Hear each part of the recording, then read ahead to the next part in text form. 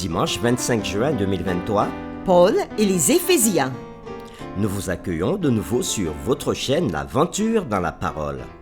Quel que soit l'endroit où vous êtes, Ou ce que vous faites actuellement, nous voulons nous arrêter avec vous et souhaiter que Dieu nous accorde discernement et sagesse par le Saint-Esprit dans sa parole en ce jour. et si les contenus qui vous sont proposés vous font du bien, nous vous invitons à participer avec nous pour répandre la parole en cliquant sur le pouce, en vous abonnant si ce n'est pas encore fait pour recevoir chaque jour les notifications, En laissant des commentaires pour ce que vous avez appris ou compris et en partageant le lien avec toutes vos connaissances. Le texte à mémoriser de cette semaine que nous vous invitons à dire avec nous se trouve dans Éphésiens chapitre 1, les versets 9 et 10. Nous faisant connaître le mystère de sa volonté, selon le bienveillant dessein qu'il avait formé en lui-même pour le mettre à exécution lorsque les temps seraient accomplis de réunir toutes choses en Christ, celles qui sont dans les cieux et celles qui sont sur la terre. Nous vous invitons à le redire avec nous. Éphésiens chapitre 1er, les versets 9 et 10. Nous faisant connaître les mystères de sa volonté, selon le bienveillant dessein qu'il avait formé en lui-même, pour le mettre à exécution lorsque les temps seraient accomplis, de réunir toutes choses en Christ, celles qui sont dans les cieux et celles qui sont sur la terre. Quel est le contexte de l'étude de l'ensemble de l'épître aux Éphésiens? Qui sont les Éphésiens? Quel est le thème omniprésent de Paul dans cette épître? Les réflexions de cette semaine nous aideront à répondre à ces questions. Et aujourd'hui, nous le ferons avec la séquence suivante. Paul, évangéliste à Éphèse. Lisons ensemble Actes chapitre 18, les versets 18 à 21, et nous répondrons à la question suivante. Que fit Paul lors de sa première visite à Éphèse, à la fin de son deuxième voyage missionnaire? Acte 18, versets 18 à 21. Paul resta encore assez longtemps à Corinthe. Ensuite, il prit congé des frères et s'embarqua pour la Syrie avec Priscille et Aquilas, après s'être fait raser la tête, à Cenchréa, car il avait fait un vœu. Ils arrivèrent à Éphèse, et Paul y laissa ses compagnons. Étant entré dans la synagogue, il s'entretint avec les Juifs, qui le prièrent de prolonger son séjour. Mais il n'y consentit point, et il prit congé d'eux en disant « Il faut absolument que je célèbre la fête prochaine à Jérusalem. Je reviendrai vers vous si Dieu le veut. » Et il partit d'Éphèse. Après lecture de Actes chapitre 18, versets 18 à 21, nous répondons maintenant à la question suivante. Que fit Paul lors de sa première visite à Éphèse, à la fin de son deuxième voyage missionnaire? Voici les différents points que nous avons relevés afin de répondre à la question.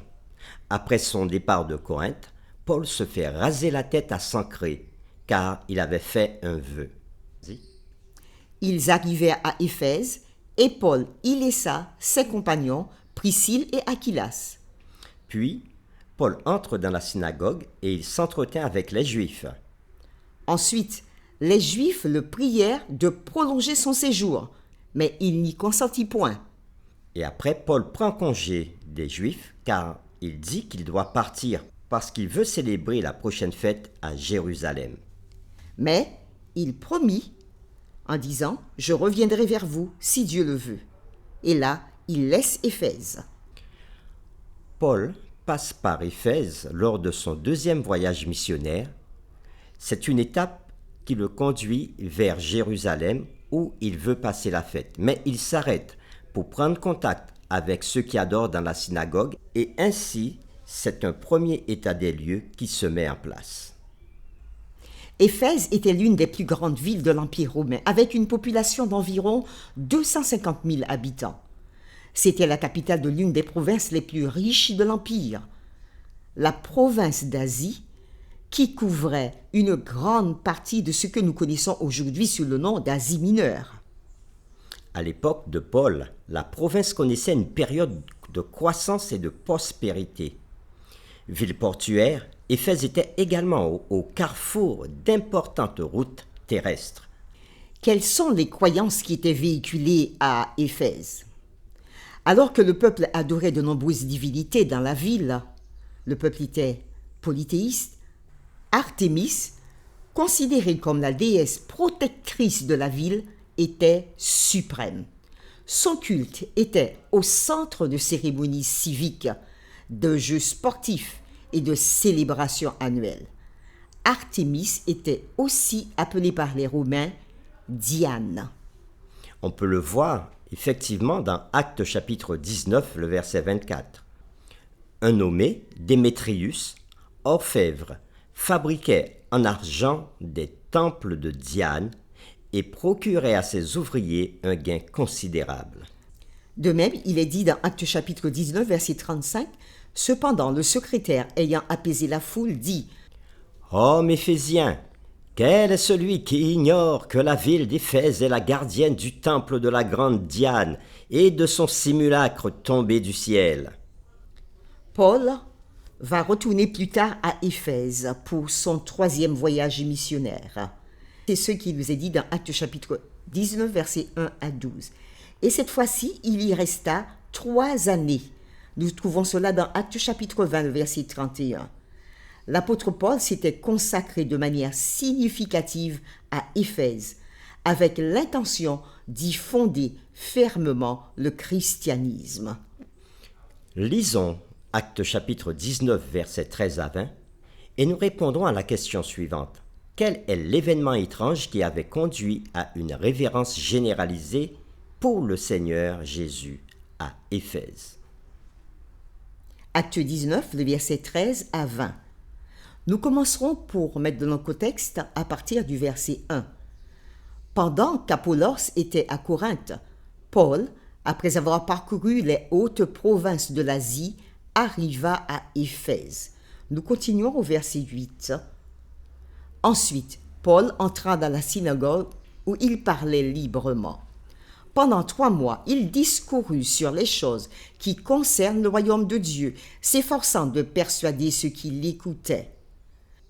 Mais, comme quelques-uns restaient endurcis et incrédules, décriant devant la multitude la voix du Seigneur, il se retira d'eux, sépara les disciples et enseigna chaque jour dans l'école d'un nommé Tyrannus. Cela dura 2 ans, de sorte que tous ceux qui habitaient l'Asie, juifs et grecs, entendirent la parole du Seigneur. Et Dieu faisait des miracles extraordinaires par les mains de Paul, au point qu'on appliquait sur les malades des linges ou des mouchoirs qui avaient touché son corps. Et les maladies les quittaient, et les esprits malins sortaient. Quelques exorcistes juifs ambulants essayèrent d'invoquer sur ceux qui avaient des esprits malins le nom du Seigneur Jésus en disant « Je vous conjure par Jésus que Paul prêche ». Ceux qui faisaient cela étaient 7 fils de Séva, juifs, l'un des principaux sacrificateurs. L'esprit malin leur répondit « Je connais Jésus et je sais qui est Paul, mais vous, qui êtes-vous » Et l'homme dans lequel était l'esprit malin s'élança sur eux, se rendit maître de tous deux, et les maltraita de telle sorte qu'ils s'enfuirent de cette maison nus et blessés. Cela fut connu de tous les Juifs et de tous les Grecs qui demeuraient à Éphèse, et la crainte s'empara d'eux, et le nom du Seigneur Jésus était glorifié. Plusieurs de ceux qui avaient cru venaient confesser et déclarer ce qu'ils avaient fait. Et un certain nombre de ceux qui avaient exercé des arts magiques, ayant apporté leurs livres, les brûlèrent devant tout le monde. On en estima la valeur à 50 000 pièces d'argent. C'est ainsi que la parole du Seigneur croissait en puissance et en force. Après lecture de Actes chapitre 19, les versets 13 à 20 particulièrement, nous répondons maintenant à la question suivante. Quel est l'événement étrange qui avait conduit à une révérence généralisée pour le Seigneur Jésus à Éphèse? Luc raconte l'étrange histoire des 7 exorcistes juifs ambulants dans la ville. Invoquer les noms de Jésus et de Paul dans leur incantation s'avère être une entreprise mal avisée pour ces exorcistes. Au verset 14, il est dit « Ceux qui faisaient cela étaient 7 fils de Séva, juifs, l'un des principaux sacrificateurs. » Que firent-ils? Ils essayèrent d'invoquer sur ceux qui avaient des esprits malins le nom du Seigneur Jésus. Ils disaient « Je vous conjure par Jésus que Paul prêche. » Remarque, cela ne veut pas dire qu'ils croient. Mais comme Paul y croit, ils vont passer par la croyance de Paul. Jésus que prêche Paul. Ils invoquent par cet intermédiaire. Ils pensent qu'il suffit que quelqu'un croit et que cela marche pour lui, que c'est logique, même si on croit en d'autres dieux, que cela marchera aussi pour eux, sans croire particulièrement en Jésus. On est dans l'ordre du magico-religieux. Alors, qu'arrive-t-il? L'esprit malin leur répondit « Je connais Jésus, et je sais qui est Paul, mais vous, qui êtes-vous » Et l'homme dans lequel était l'esprit malin, nous dit le verset 16, s'élança sur eux, se rendit maître de tous deux, et les maltraita de telle sorte qu'ils s'enfuirent de cette maison nue et blessés. Lorsque les nouvelles se répandirent dans la ville, il nous est dit que la crainte s'empara de tous, et le nom du Seigneur Jésus était glorifié. C'est ce que nous trouvons au verset 17. L'événement eut également un tel impact, un impact profond sur certains de ceux qui étaient déjà devenus croyants et qui brûlèrent publiquement leurs manuels d'art magique coûteux, d'une valeur de 50 000 pièces d'argent, comme il est dit au verset 19. Acte de renonciation aux pratiques d'autrefois. On témoigne publiquement qu'on tourne le dos à tout cela pour ne pas être toujours traité de sorcier, de quimboiseur ou de gadettes à fait. On confesse que Jésus est plus grand que tout ce qui peut être écrit dans les livres de sorcellerie. Ils confessent que Jésus est plus grand que les autres dieux qu'ils adoraient, qu'ils croient en lui maintenant et lui donnent leur adoration en un unique Dieu. Ils confessent désormais que Jésus est leur protecteur et leur libérateur. Ensemble, avec le plus grand nombre des habitants de la ville, les croyants apprirent que l'adoration de Jésus ne devait pas être diluée en l'associant à un autre culte que ce soit. Pour terminer, réfléchissons aux questions suivantes. Quelle croyance avez-vous de Jésus? Êtes-vous dans le magico-religieux? Quelle était la signification du fait de brûler leurs livres d'une telle valeur pour ces croyants? Que nous dit cela sur l'engagement total envers le Seigneur? Nous vous invitons à prier avec nous. Seigneur, nous voulons te dire merci pour cette épître, l'épître aux Éphésiens, que tu nous donnes et que tu nous transmets à travers les siècles par Paul, ton serviteur. Nous voulons te remercier pour les enseignements que nous avons reçus aujourd'hui. Tu nous as montré comment le voyage de Paul l'a conduit à passer par Éphèse et à y revenir pour pouvoir établir une église dans cette immense ville. Tu nous as montré aussi comment tu as convaincu les hommes de cette ville à t'accepter comme leur sauveur personnel.